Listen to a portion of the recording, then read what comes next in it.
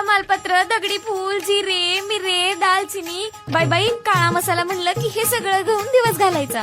अगं झरीकर मसाला आहे की ज्याने काळा मसाला ग्रेव्ही मसाल्याची सबंध महाराष्ट्राला ओळख करून दिलीये बघ. आहा घरच्या सारखा हवाय मला मिळेल का? अगं अत्याधुनिक लॅब मधून तयार होणारा मसाला आहे झरीकर मसाला. सुटले का बाई एकदाची? आत्ताच करते झरीकर काळा मसाला टाकून झणझणीत भाजी. मग आतापासून स्वाद तोच पण अंदाज नवा.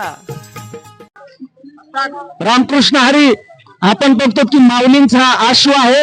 अनेक वर्षापासून हा माऊलींचा आशू माऊलींच्या बरोबर असतो. पाठीमागे चोपदारांचा सुद्धा आशू आहे आणि हा जो काही आशू आहे तो शितोळे सरकार यांच्या माध्यमातून अनेक वर्षापासून शितोळे सरकारचा हा आशू माऊलींच्या पालखी सोहळ्यासोबत असतो. आणि रिंगणामध्ये आपण उभं रिंगण असेल, गोल रिंगण असेल, हा जगामध्ये प्रसिद्ध झालेला आशू.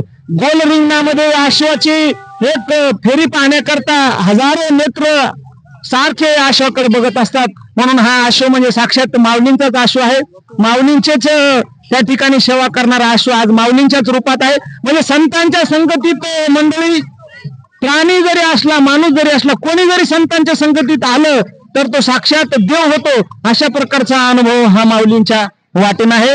या आशुवाला दीर्घ आयुष्य लाभावं आणि अशीच माऊलींची सेवा घडावी हीच माऊलींच्या चरणी प्रार्थना. रामकृष्ण हरी.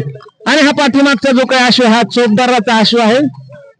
माऊलींचा हा आशू हा समोर असतो आणि चोपदारांचा आशू त्यांच्या पाठीमागे असतो. की थोड्याच वेळामध्ये माऊलींचा रथ येईल. त्याच्या पाठीमागे नगारा असतो आणि नगारा झाल्याच्या नंतर माऊलींचा रथ असतो. सगळ्यात अगोदर माऊलींचा आशू येतो, त्याच्यानंतर चोपदाराचा आशू येतो, त्याच्यानंतर नगारा आणि नगाराच्या नंतर त्या ठिकाणी माऊलींचा रथ असतो. तमालपत्र, दगडी फूल, जिरे, मिरे, दालचिनी, बाई बाई काळा मसाला म्हणलं की हे सगळं घेऊन दिवस घालायचा.